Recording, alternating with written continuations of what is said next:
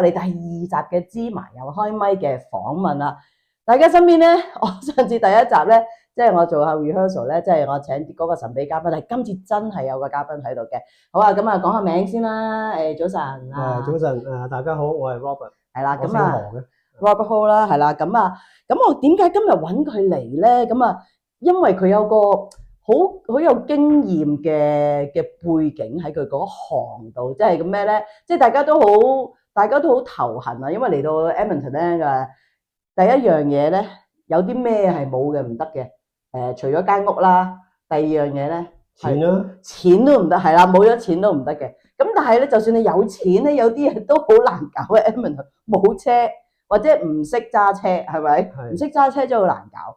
咁啊，因為咁今日咧，我特登就係因為身邊太多朋友就係想揾咩教車師傅啊，咁啊應該即係點樣啊 Edmonton 我真係唔熟。咁因為5月咧，因為而家個地開始即係融晒雪啦，好多嘢我哋計劃就喺5月嘅。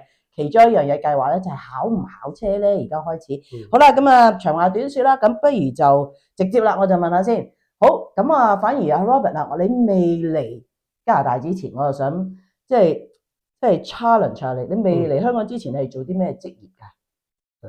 我諗好多香港人都係啦，好多行都做過㗎啦。係，我亦都曾經喺駕駛學院教過車。即係香港你都教車嘅？都教咗10年嘅，駕駛學院。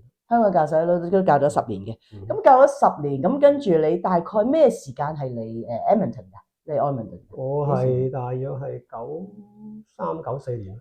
93、94年都即係我哋嗰陣，即係早期都就老華僑啦。係啦，早嗰陣，因為其實而家咧都幾得意嘅Edmonton，就係話一批咧就係你知大家都早期係97之前或者前後嗰啲時間嚟㗎嘛。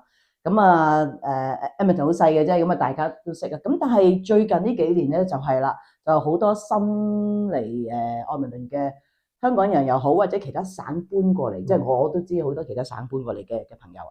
咁好啦，咁頭先話咧，咁你大概93年嚟 Edmonton，咁你 Edmonton 你又做啲咩咧？做啲咩工作啊？嗰時初嚟都做好多嘢㗎，做咗好多工作，講1、2樣啊，就咁講，簡單講1、2樣。送餐又做過啦，係餐館啦。因為你唔送餐，你又唔熟路㗎嘛。明白。OK。咁又做過建築都做過，因為香港都有做建築。OK。喺呢度做建築其實係都熱門㗎喎，即係因為堆屋起熱門嘅，但係即係多人需要多人。係，但係你要出埠咁，嗰陣時我個情況就唔容許我出埠啦。明白。亦都做過麵包啦，咁都做過好多行嘅，其實都。咁後尾因為我哋嚟到唔可以即刻做翻教車嘅，係，我哋要等3年。係住喺即係你有3年牌以上。哦，即係要3年嗰個。然後你再去考個師傅牌。咁所以我初嚟嗰時都有去問過佢話：你喺香港教過車啊？你3年後嚟揾我啦咁。其實我初以為佢係玩我嘅啫。3年後仲邊個記得你啊？咁跟住真係去揾佢 ，OK 啊，咁開始咯。咁我去考牌，考完牌跟住咪教到而家呢度。哦，即係你嚟到就即係輾轉做咗幾份工咧，跟住就可以做到就駕車師傅。我相信個個新移民都係初嚟到，你乜都要做噶啦。係，樣樣都試下。你未入到嗰個範圍，你就要乜都要做啦。啱，明白。咁你介唔介意講喺邊間做啊？我就響亞省汽車會 AMA。亞省汽車學會，咁可能有啲朋友咧，或者啱啱嚟到唔知呢間公司啊嘛。我想講咧，其實 AMA 咧，係全即係全亞省係都其中一間都可以講啦，即係未必係但係都最大最規模。都算大嘅，我哋係最多導師嘅啦。其實係啦，因為就都係一個好有規模間公司嚟嘅，即係大家可能都各樣，譬如其他服務啊都有，譬如拖車啊，大家可能即係等等，但係啦嘅其中學車同埋考車咧，都係一項佢哋主要嘅服務之一啦，係嘛？咁好啦，咁講翻咁嚟到啦，做咗做咗咁多行經驗嘅唔同職位啊、工作啊，輾轉去到又可以教車啦。其實你本身係咪好中意揸車？我中意揸車，係嘛？即係一定你要中意揸車先可以做。因為你中意揸車，你先至有興趣。因為其實好多嘢都好多做過，揸車嘅我細佬做過，甚至賽車都賽過。賽車，咁啊下一集，咁所以唯一就睇可唔可以做到師傅教人咧，咁所以就開始咗呢樣嘢。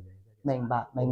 咁早期咧，你而家仲教緊噶嘛？係咪？咁教咗幾多年啊？如果真係咁輾轉咁手指一數，都25年以上㗎啦，其實都25年經驗啊，所以我就話，即係我特登揾佢嚟，因為我覺得好難揾到一個即係佢有咁有經驗嘅，同埋係真係有間規模啲嘅公司，即係教嘅方法就各樣正規啲咯。即係我覺得啊，當然啦，即係大家選擇唔同啦。咁好啦，咁啊講翻頭先話你香港有教過啦，呢度有教過咧，可唔可以講少少即係香港同或者呢一度嘅教法，或者學生有啲要求有啲咩唔同咧？如果係咁，可以咁講。我哋喺香港駕駛學院教嘅時候，係，其實係用緊加拿大呢一套嘅。哦，都已經用緊。其實課程係同而家我哋加拿大一樣，所以嗰陣時香港都啲人覺得駕駛學院同出邊啲普通小都係唔同嘅。哦，明白。即係個課程其實佢係 base 響加拿大呢個課程咁樣 build up 出嚟嘅，其實都係。咁頭先你話，就算喺香港，佢同其他嘅教車師傅有啲咩唔同？可唔可以講啲咁多咧？即係起碼我哋都知道。最大分別就係我哋想學生係真係學到揸車裏邊你需要嘅態度啊，技術，先至可以去完全去好好咁去控制架車，而唔係話淨係記住要做乜嘢。好多時就係因為其實一個唔識揸車人咧，係冇辦法喺好短時間裏邊去領略到呢樣嘢嘅。咁變咗好多時佢哋就要記住，你要記住做乜嘢，記住咩考試唔好錯，咁樣去做，通常都係咁樣做。呢個亦都唔係唔啱嘅。明白。但係我哋嚟講咧，我哋係想你明白咗點樣去做嘅時候，你係將個人去建立咗嗰個習慣，嘅時候，你就好自然變成一個直覺反應，即係唔使特登，唔使諗㗎啦。去到見到嘢，佢人就會去做嘅時候，係需要多少少時間去做呢樣嘢。但係之後你係會應付到唔同嘅環境嘅時候咧，你係會應付得自如好多。即係話簡單嚟講，譬如話 AMA， 即係你哋嗰套嘅教法咧，就係話我係譬如係嗰個課程，我真係要教你係考車啦，唔係學車啦，唔好話考車。學車咧，你最基本即係好似我當功夫啦，舉例咁啊，學功夫即係紮馬。當然人哋話我學功夫，你教我1年紮馬，跟住2年半世，當然唔會咁耐啦。咁但係就起碼你哋話我教你個基本嘅意思，即係話你最譬如即係因為我哋有啲朋友真係好似話佢成世人都未揸過車，因為香港可能唔需要。佢有少少譬如話真係話驚，一上到車嗰個驚佢對唔到條線啊，即係嗰條直路啊，淨佢行唔到。即係有少少係恐懼 control 一架咁大型嘅機器啊，應該即係有好多嘅咁嘅心態啦。咁但係起碼你哋我相信呢一套咧，就去到最低限度，令到佢即係一個即係自己有信心先啦。即係或者唔好話驚咗呢一樣嘢，一定會有啲咁嘅。即係當佢明白到其實你揸架車係同你去推架 shopping cart 買嘢係同一個道理嘅。明白。你個身體嘅反應係同一樣嘢嚟嘅。但係你要識得點樣去好似話點樣行直，點樣去做呢樣，就要有人話俾你知，正確咁話俾你知點樣去做，就唔係靠你自己慢慢去捉摸，咁你更長時間你先至會建立到個信心。係啦，即係當然啦，你考當然係明嘅，即係好多我都明白，有時香港嘅心態快，即係可能快啊！我淨係要可能係學識，喂個考當然考官有某啲要求啦，我唔係考官，我唔知啦。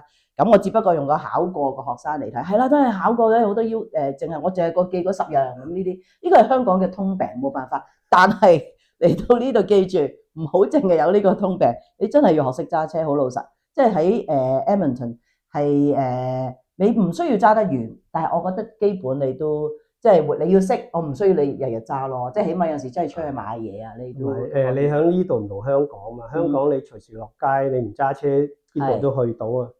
呢度你係真係需要揸車，同埋你識得去做應付每一個情況，即係話任何時候出現你要想去邊度，你都可以去到嘅。好似話我唔行呢條路嘅，咁如果呢條路塞爛咗，咁你要行第二條路，你要經過一啲你以前好驚嘅嘢，咁你咪唔敢行。即係如果譬如作為家長咧，其實我覺得其中一樣嘢咧，我哋嚟到啊，即係我就算未揾嘢做啊，我已經係做緊司機，我係車緊即係啲小朋友啊，喺呢度學嘢，嗰度學嘢，即係我純粹呢個要求，即係你哋都我會覺得係會幫到你咯。咁當然啦，就係你去到最終你學唔學，其實我都冇所謂嘅，都唔關我事啊。係啦，我只不過即係揾夠經驗同大家傾下偈啫。好啦，咁啊第一部分咧，咁我哋就傾住呢度先啦，因為我都想去飲啖水，轉頭翻嚟咧就傾下部分啦。好啦，轉頭翻嚟先傾。